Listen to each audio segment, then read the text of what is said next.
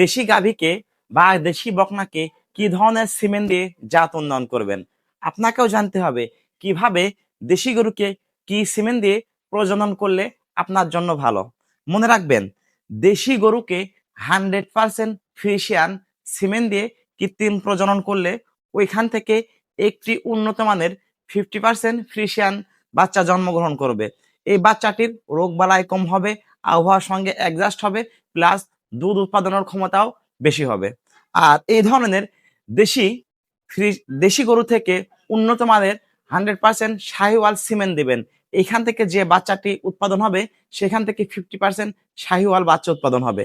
আবার যে শাহিওয়াল বাচ্চা বকনা হবে ওই বাচ্চাকে আবার আপনি শাহিওয়াল দিয়ে প্রজনন করতে পারবেন। এভাবে শাহিওয়ালে প্রতিবারে 100 দিলে উন্নত জাতের বাচ্চা হবে।